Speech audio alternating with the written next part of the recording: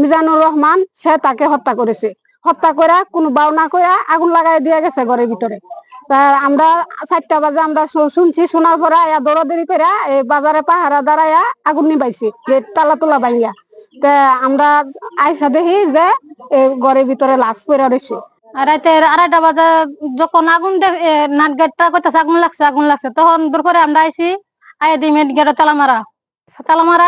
তারপরে আইয়া তালা পানি টানি দিয়ে তালা ভাঙিয়ে ঘরে ঢুকছি, ঢোয়ার পরে তারপরে দিয়ে লাশ একটা ঘরের ভিতরে মাইরা। আজকে 3 দিন ধরে বড় ফলাইতেছে, আমরা কোনো খোঁজ খবর কইতে দিন না। 3 দিন ধরে আজকে মারিতেছে।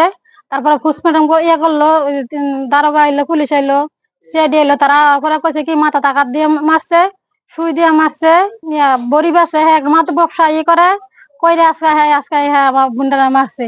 আপনাদের কাছে বিচার চাই, আমার বুন্ডার একটা বিচার করে দেন আপনারা।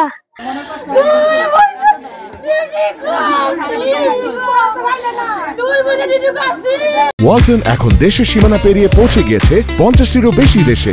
ওয়ালটন, ঘরে ঘরে বিশ্বজুড়ে। তাকে মিজানুর রহমান তাকে হত্যা করা হয়েছে।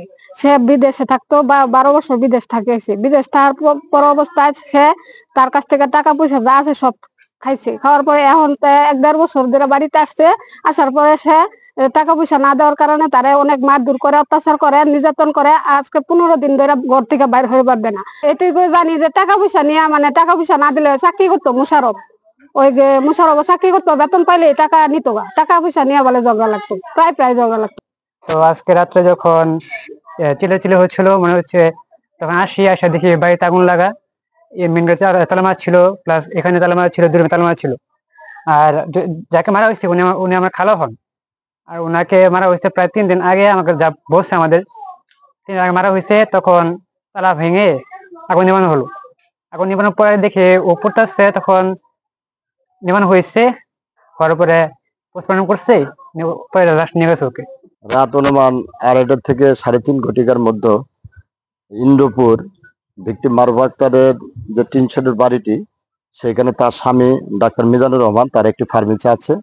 তারা 3 বছর যাবৎ বিবাহের পর থেকেই তাদের সাংসারিক যে মনোমালিন্য, এই মনোমালিন্য সূত্র ধরে রাত্রে এই 2:30 থেকে 3:30টার মধ্যে যে কোনো সময় তার স্ত্রীর সাথে তার ঝগড়া বিবাদকে সূত্র করে তাকে আঘাতপ্রাপ্ত করে প্রাথমিকভাবে ধারণা করা হচ্ছে যে তাকে মৃত্যু নিশ্চিত করে সেটা ভিন্ন খাতে প্রবাহিত করার লক্ষ্যে ওই ঘরের তালা বদ্ধ রেখে আগুন লাগিয়ে সে পালিয়ে যায়।